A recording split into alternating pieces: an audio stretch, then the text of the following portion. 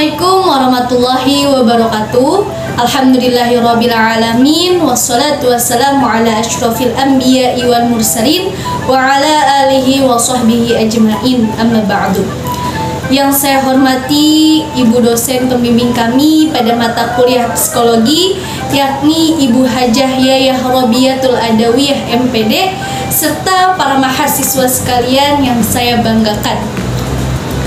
Pada video kesempatan kali ini, izinkan saya untuk membawakan tugas ujian tengah semester saya pada mata kuliah psikologi, yakni mengenai teori motivasi.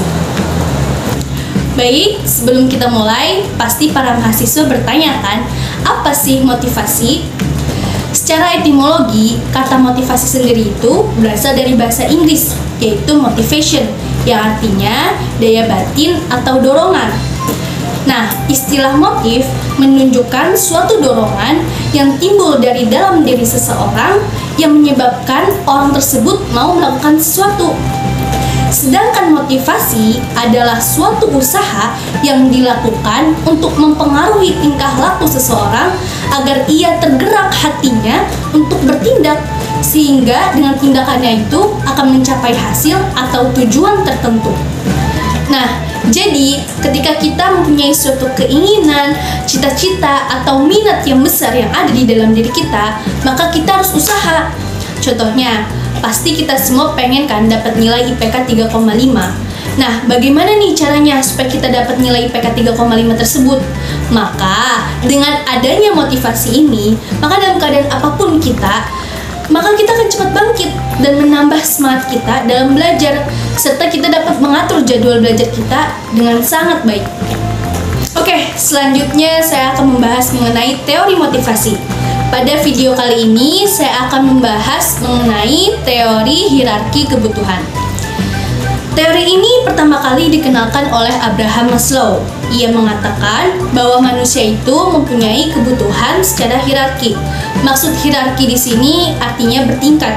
Jadi, apabila kebutuhan pertama sudah terpenuhi, maka akan meningkat ke kebutuhan kedua, ketiga, keempat, dan seterusnya. Menurut Maslow, kebutuhan manusia itu ada 5. Yang pertama, kebutuhan fisik atau fisiologis. Nah, kebutuhan fisiologis ini meliputi makanan, minuman, tidur, pakaian, seks, dan lain-lain.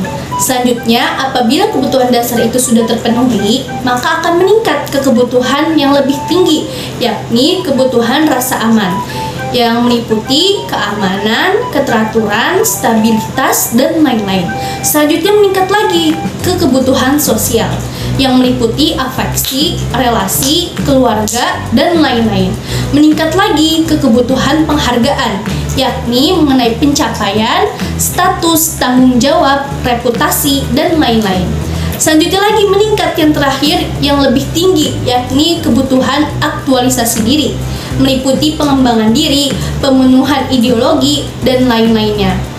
Nah, selanjutnya teori X dan teori Y. Teori X ini diandaikan bahwa suatu karyawan itu tidak suka bekerja, terus malas, dan juga tidak menyukai tanggung jawab, dan harus dipaksa agar bisa berprestasi. Kemudian teori Y, diandaikan bahwa suatu karyawan itu justru suka bekerja, berusaha bertanggung jawab, dan dapat menjalankan pengarahan diri. Nah, sekarang Anda termasuk di mana? Apakah Anda termasuk di teori X atau di teori Y? Selanjutnya ada jenis-jenis motivasi. Motivasi dibagi menjadi 2 jenis. Lalu, apa sajakah jenis-jenis motivasi tersebut? Yang pertama, ada jenis motivasi internal. Apa yang dimaksud dengan jenis motivasi internal ini? Motivasi ini berasal dari dalam diri setiap individu. Motivasi tersebut tumbuh dari dalam tanpa adanya pengaruh atau rangsangan dari orang lain. Yang kedua, ada motivasi eksternal. Apa nih motivasi eksternal? Motivasi eksternal ini merupakan kebalikan dari motivasi internal. Nah, motivasi eksternal ini berasal dari luar individu itu sendiri. Artinya bahwa motivasi ini timbul akibat adanya rangsangan atau pengaruh dari orang lain maupun hal yang berasal dari luar dirinya. Baik, mungkin cukup sampai di sini saja penjelasan saya mengenai teori motivasi. Apabila sampai saat ini Anda belum tergerak atau termotivasi untuk menjadi lebih baik, maka ada yang salah dari dalam diri Anda sendiri. Saya Syikoturillah, terima kasih telah menyaksikan video ini sampai akhir.